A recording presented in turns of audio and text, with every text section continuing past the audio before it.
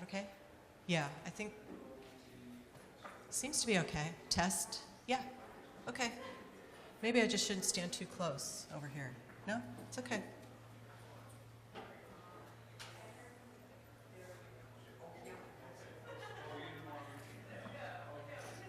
I always feel like Johnny Carson or a game show host when I have to hold the mic like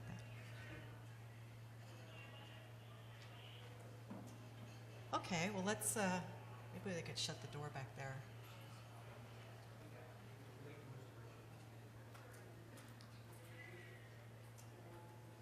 Everything okay?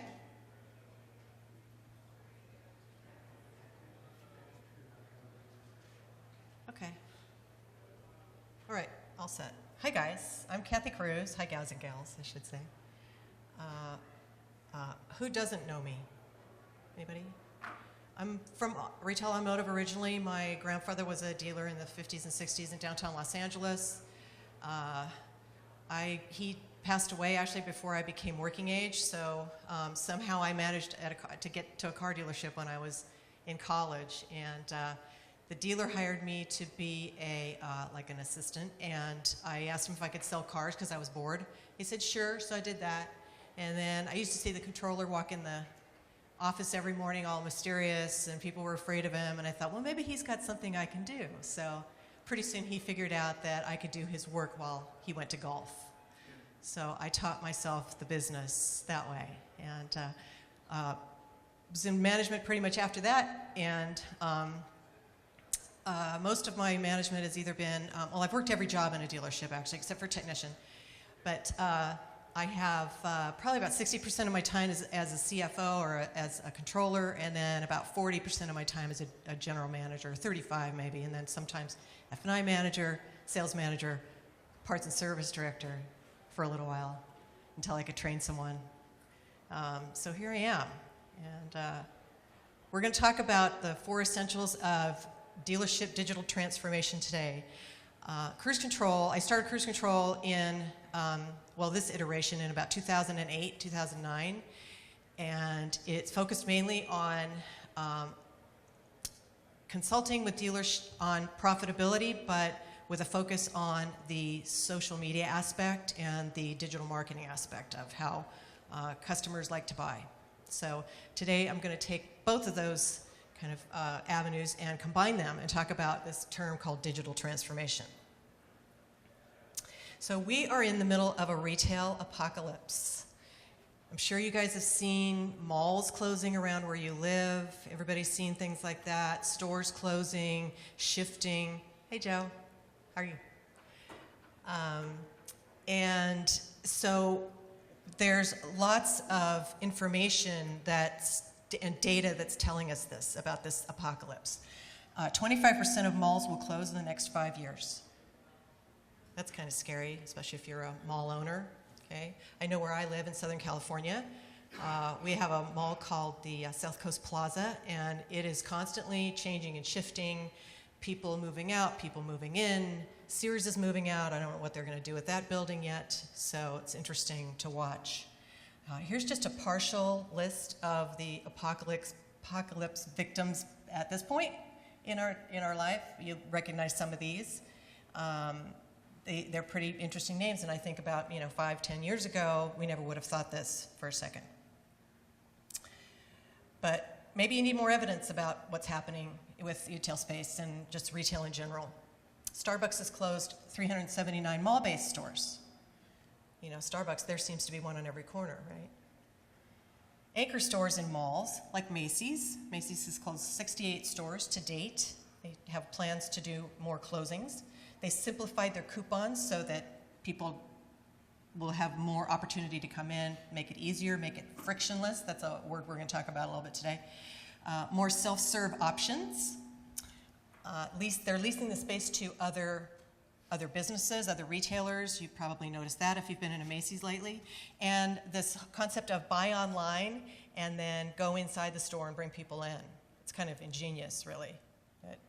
People are looking for more of a destination as well as a shopping experience these days. So we'll talk a little bit about that. And then it's kind of probably hard for you guys to see, but this is a a graph on from 2013 to today, basically, and these are the gray line, the black gray line, are store openings, and the red are store closings, so you can see where we are. And it's predicted to get much worse than that. Here's retail employees from 2014 to 2017. We had a peak, seems, in January of 2017. So, and with regard to dealers, you know, you've guys probably seen dealers in really any other auto retail-based businesses. You're probably moving some people around. We'll talk about restructuring today, just in a little bit. So automotive retail is not immune to this retail apocalypse. I like to call it the dawn of the dead dealership, because where I live is a very metro area, a lot of dealers around, and I don't know about where you guys are, but my assessment of the dealers where I'm at all are living in like 2004.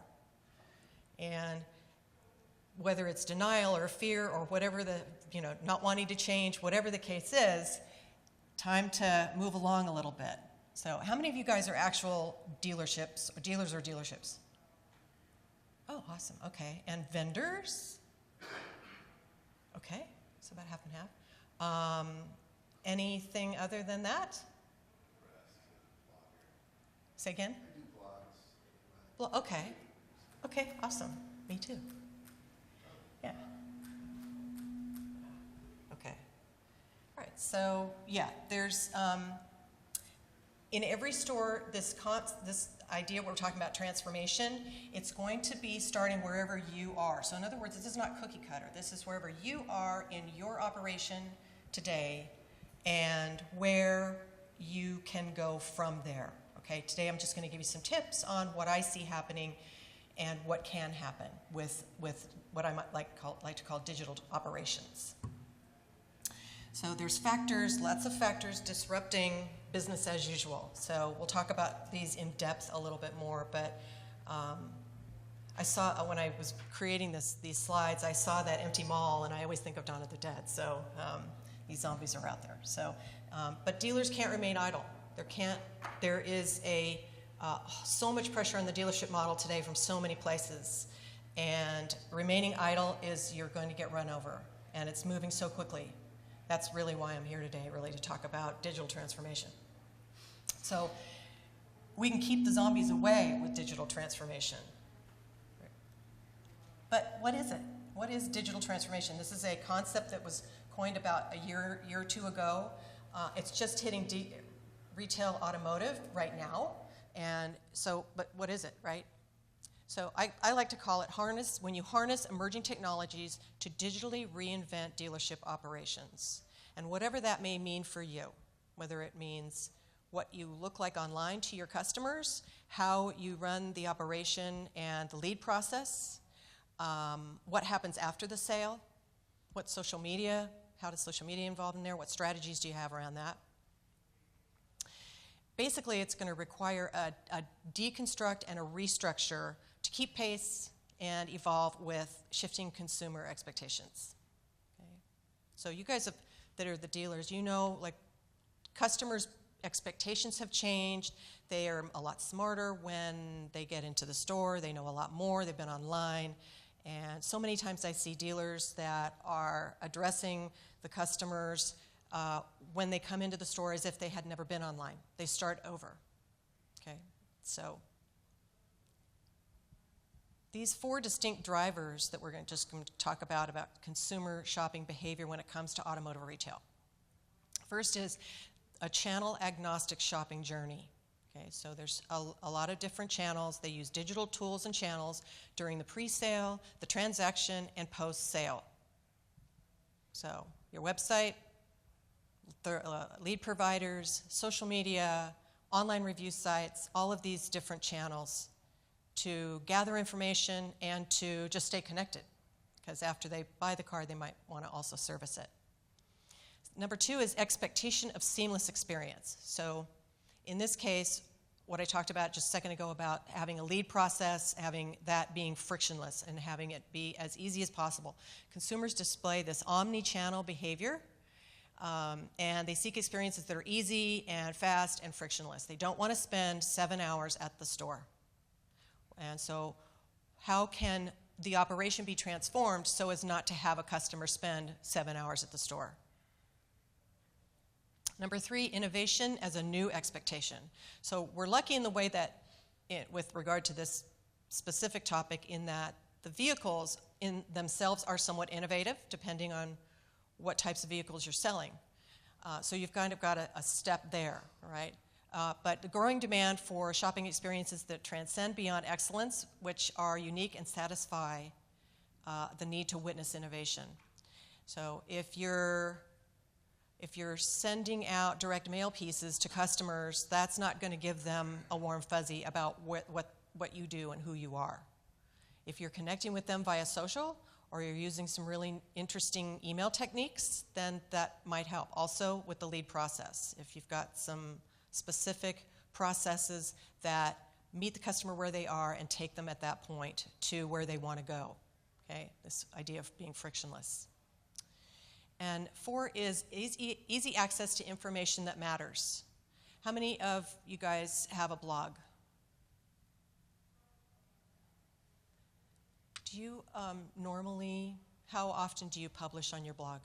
Twice a week. Awesome, great job, great.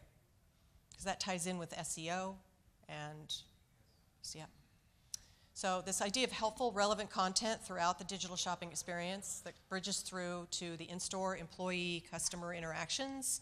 Again, this frictionless idea, but that easy information. I highly recommend, if you don't have a blog, if you're running any kind of SEO, if you have an SEO provider, they need to be talking about content, because content is what drives search. Okay, whether it's blog posts or pages on your site, new pages on your site. So to succeed at digital transformation, dealers must think holistically about their operations strategy. Right? Holistically. All right, so let's dive into these 4 essentials of digital transformation to keep the zombies from eating your profits. I'm always about the profit part of it, okay? I'm about leads and sales, but I also want to make sure that it falls down to the profit line. Right? All right, number 1 is a superior website user experience. Fact, 71% of dealer websites, visitors don't take further action if the site lacks good information. 71% will click away. And can I tell you, from looking at hundreds, maybe thousands of dealer websites, when someone, the user experience that was maybe 5-6 years ago was something about the vehicles and meet the customer right where they are if they're in their shopping journey. But by the time they're getting to the dealership website, they're also looking for information about the business and about what it's like to do business with you. You need to give them a reason to care when they come to your site. So this is, if you've heard this idea of the why buy here concept, it's basically what you stand for as a brand, as a company. It's kind of the mission statement for today. And there is a very, very sad state right now of dealership websites. Okay? Very sad.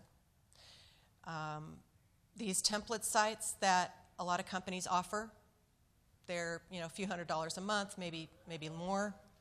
All of them are terrible. They look like they're from 2005.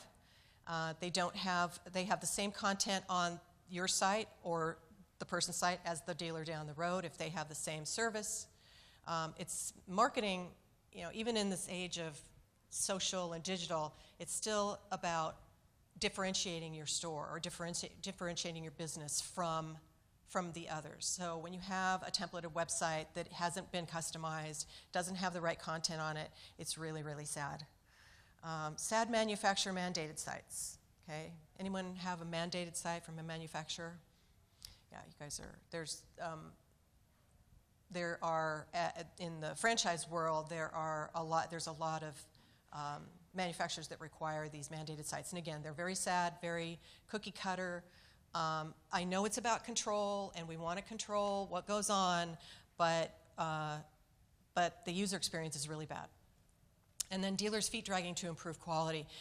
I remember, because I used to manage Beverly Hills BMW, and I remember in 1998, we were worrying about what our website looked like, and we did the bare minimum. We didn't know what it was like. We didn't care. We just said, because why bother? Because it's just some stupid website thing. Well, things have changed a lot in almost 20 years, and some of the templated sites or some of the mandated sites, they have upgrades of packages and upgrades that can be done. And I'm not advocating that you do that. I'm just saying it would be a good idea to explore some of the options. I know CDK has templated sites, and they have actually mandated sites for some manufacturers. And what they offer is really, it's extra money, but there is a good, interesting experience for the customer when there's a little bit more about your site. So when you talk about your website, it's with regard to the user experience, your store is not the hero, the customer is. So when they land on your site, you have literally less than 4 seconds to grab their attention. If it's a picture of a car or a truck, chances are it's going to look like everybody else. So pro tip, people is good. Smiling, happy, good-looking people is even better. And a message about a tagline or something that is unique to your store. Okay? A complicated, confusing interface forces visitors to find solutions to problems that didn't exist until they visited your site. Okay?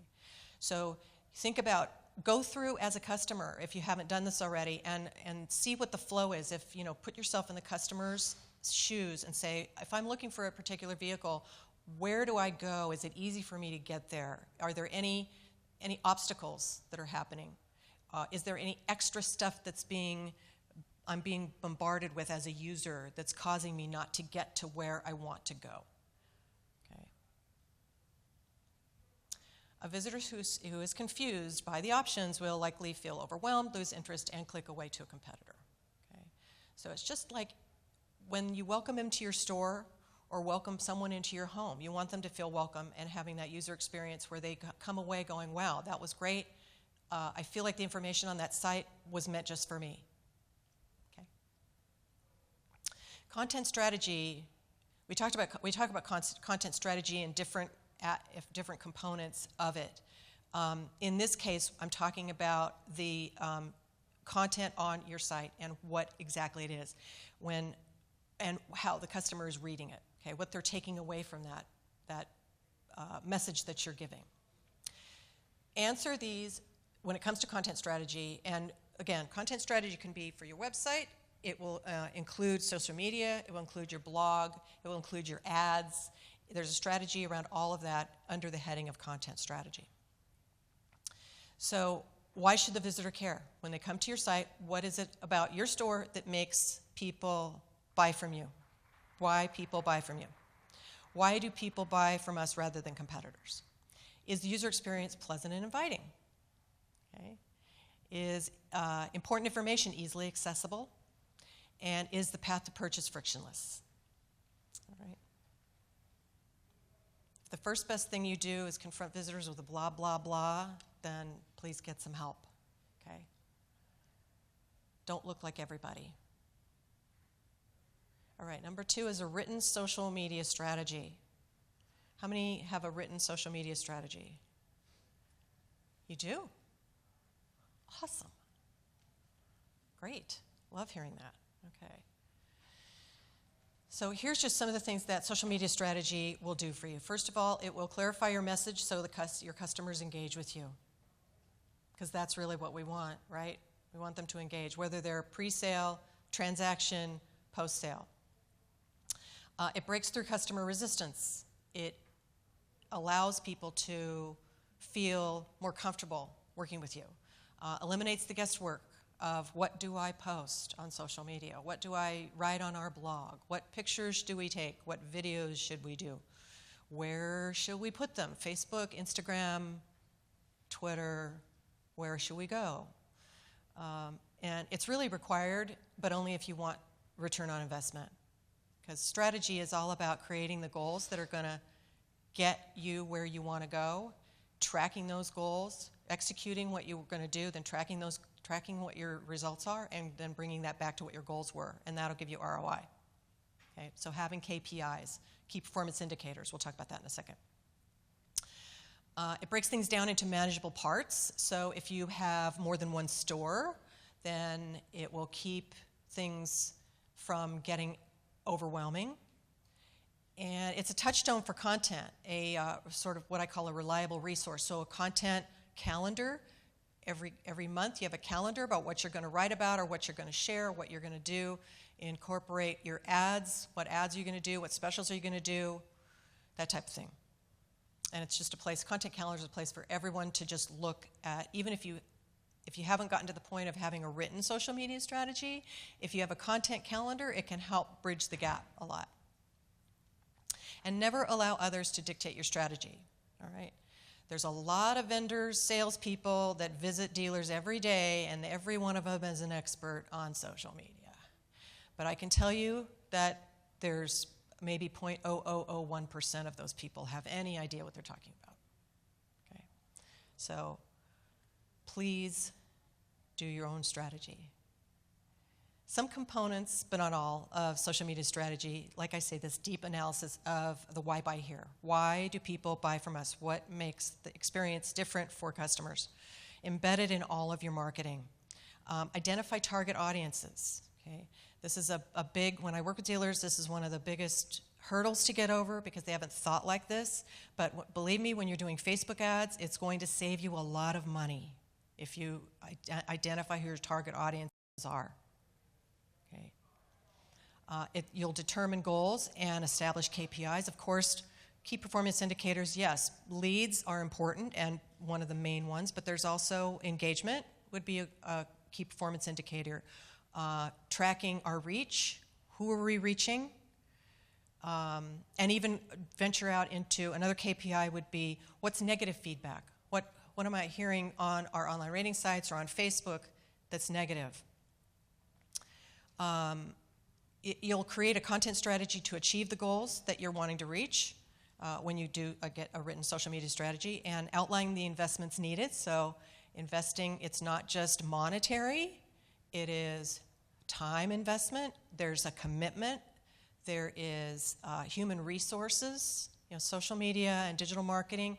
There's a lot more human resources needed than there are really monetary.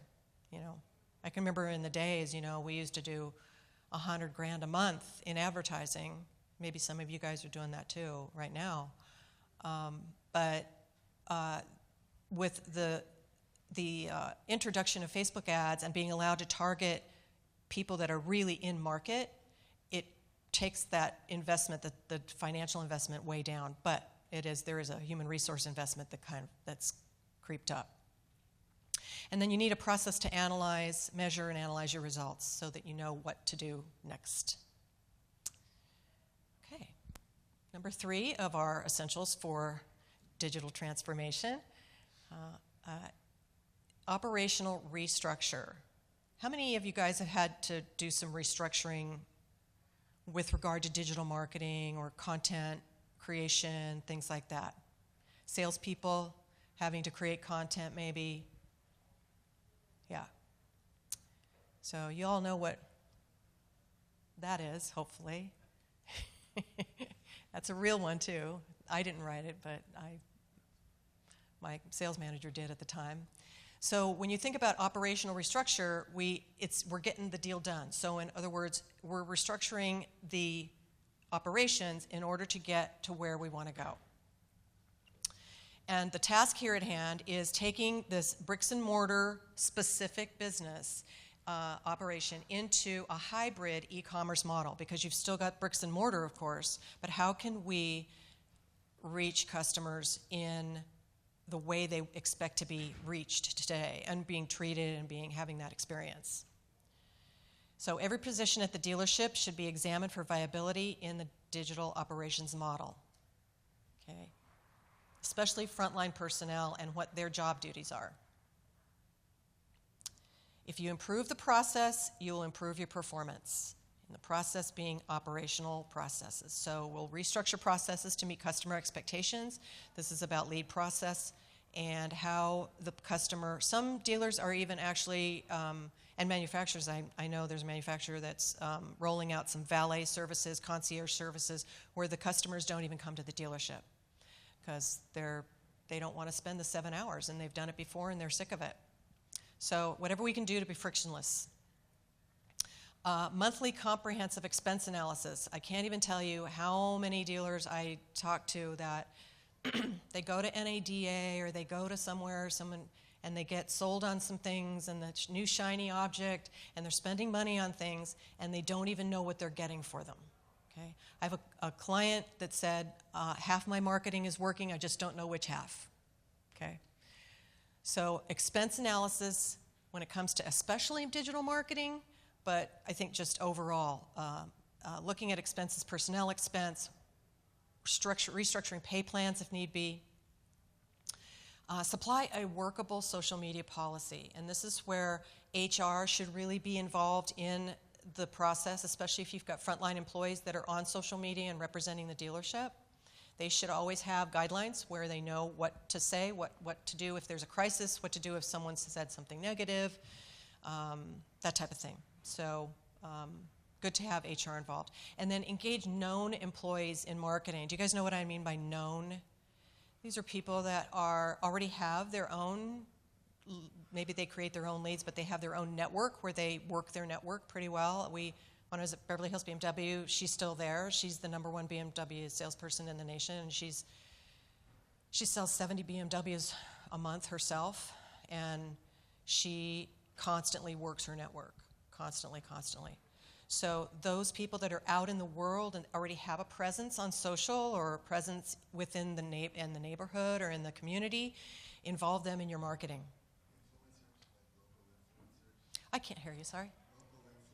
Local influencers, yeah, but I would say that this is actually separate from that. These are known employees.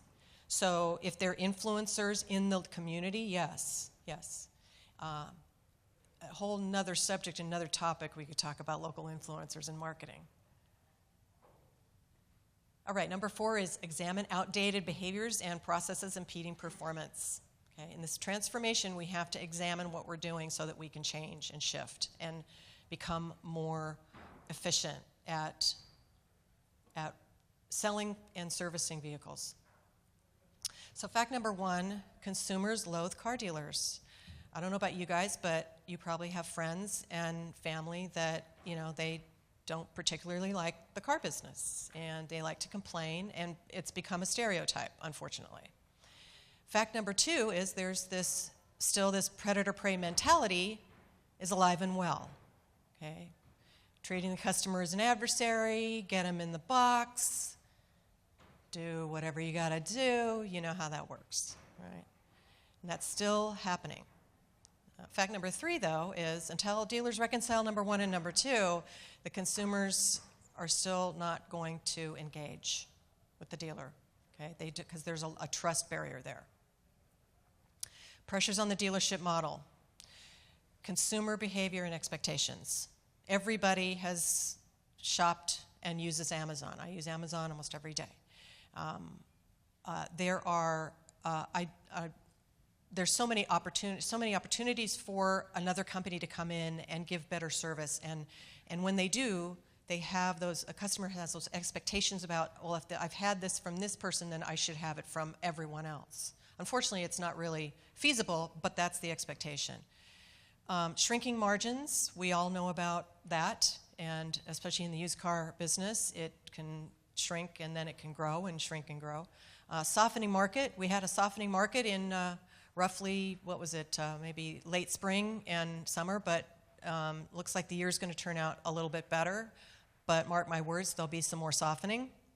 Can't find good people. That's always been a problem, but I think now there are, especially with people under 30, they aren't going to be those that are going to spend 80 hours a week on the sales floor taking ups. Things are more important to them, like their time off and what they can do in the community. So, and then major disruptors. So we have, of course, the Tesla model where they're trying to circumvent the franchise business, and then there's the autonomous cars. There are ride sharing, and there's a new one, like a subscription model. One's called Turo, Turo, where just everyday people can rent their car out, and it's a subscription. You pay a certain amount per month, and it's kind of like the rental car business, but just everyday people can do it. So I have a friend that just bought 4 cars, and she's going to rent all of them out. She actually has them all rented out. Yeah, for a subscription. So that subscription model is kind of scary to me. So dealership digital operations focus areas, lead handling process. I have a client that they had been struggling with their lead process for months and months. They tried something, didn't work, tried something, didn't work. It took them about 9 months, but they finally got it down, and now they are ready to go, because a lot of vendors will come and go, oh, we're going to get you more leads. We're going to get you more leads. Everybody wants more leads, but if you don't have a good lead process, the more leads is only going to make things worse. Pay plans, especially if you're in a one-price model, you've got different pay plans, different designs around pay plans. Your digital reputation, are you monitoring it? Do you have some software that will give you data about where you are in the world, what you look like? Customer experience, your website. Financial forecasting, reporting, and analysis, super, super important here. Social selling, this is the idea that salespeople can leverage social media to sell cars. And I have a couple of really good friends that do a really, really awesome job doing that. It's not for everyone, but those that do understand the social environment, they do really well with it. And then just internal communication processes. There's lots of times that ties back to customer experience. How often have we had a customer experience go bad because the internal communication process was not where it should be? Okay.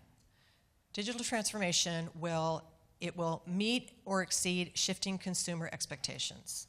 Okay, so if you work on transforming in wherever you are in your dealership, in your business, and examining all of these factors that I just talked about, it will help you survive in the softening market. It'll help you get lean and avoid panic. I've worked for many owners that sales go a little bit slow and they start panicking and they start firing people because the people are who they see every day.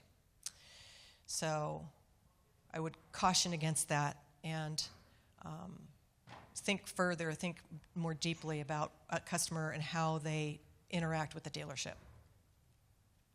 So to save your life and your profits, don't be the dawn of the dead dealership, all right? You need less of this, okay, and more of this, all right?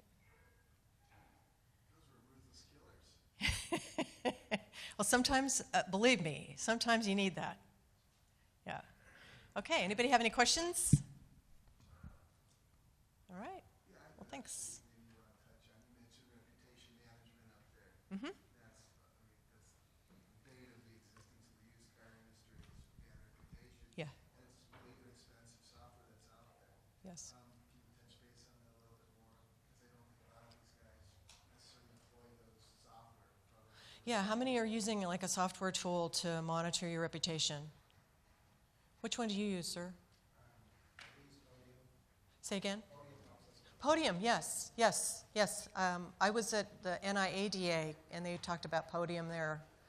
For those of you who don't know, Podium and others, basically what happens is you need to have an internal process to capture your happy, loyal customers' opinions, right? Because otherwise, you're going to be a sitting duck, and the only people that write reviews will be the people that are mad. And they're very passionate about it, and they write long reviews. So you need to have a process for that. So what Podium and some of these other solutions do is they will reach out, have an email program software to reach out to your customers that have purchased from you. You can set it to go. It'll be either be email or text. Text is actually, I think. Podium uses text. Yeah. What we do is we send them the text while they're waiting to go over to finance because that's the happiest they'll ever be. Yep, awesome. So usually we'll do this. It's a 3-click process, and we get 5 stars. We're Yep. several hundred reviews and 4.8 stars out of 5. Okay. It's Yes, I agree. So you want to get those happy, loyal customers because you know everybody in here knows that at dealerships there's so many happy, loyal, satisfied customers that come into the store, and it's difficult getting happy people to write reviews. They forget, they get busy, you know.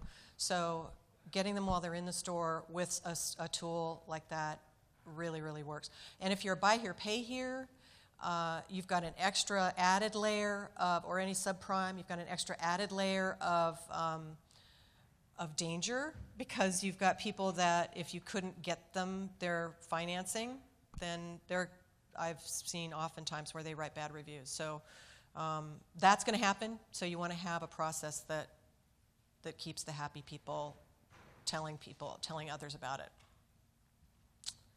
Yeah, was that? That's good? Okay. Anybody else? Okay, well, thanks very much.